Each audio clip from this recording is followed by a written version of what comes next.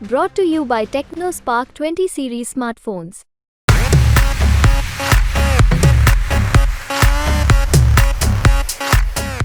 मंत्रिमंडल में रहे अनिल विज जैसे ईमानदार नेता को साइडलाइन कर दिया गया।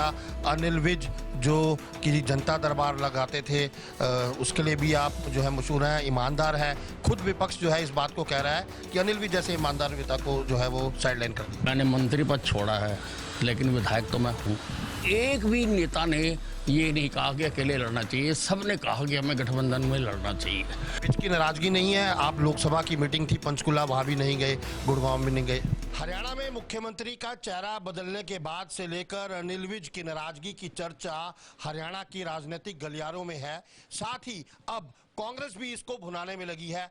कांग्रेस ने ट्विटर के ऊपर ट्वीट किया कि विज नाराज हैं, आखिरकार अनिल विज जैसे मंत्री को मंत्रालय में जगह क्यों नहीं दी गई। विज साहब, कांग्रेस भी जो है अब इस मुद्दे को भुना रही है। वो ये कह रहे हैं कि अनिल विज नाराज हैं और विज को मंत्रिमंडल में भी जगह नहीं दी गई, साइडलाइन कर दिया। क्या कहेंगे? देखिए, बेबुनियाद बात कर रहे हैं।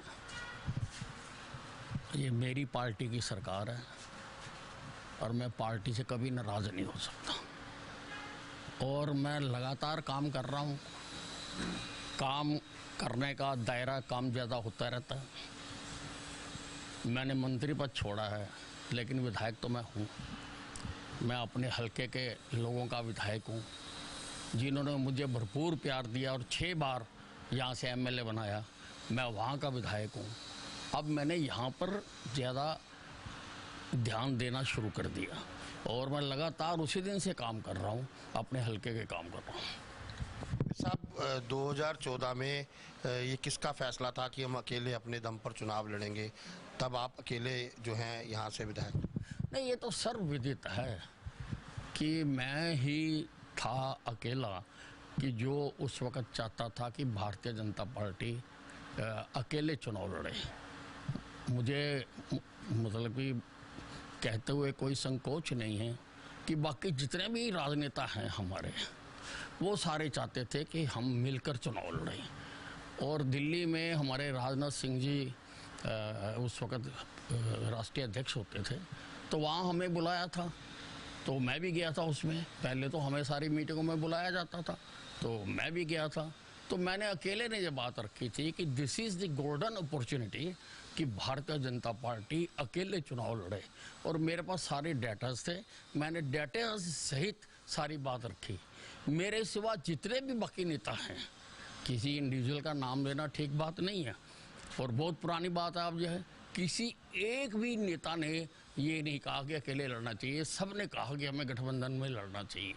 लेकिन हाईकमांड ने फैसला जो किया, वो जो मैंने राय दी थी उस पर किया, और यही कारण है कि हमारी सरकार आई। मेरा निश्चित मत है इस बारे में, और अगर हम मिलकर लड़ते तो हम आज भी एडियाँ रगड़ रहे होते, हमें हमारी सरकार नहीं बन सकते थे।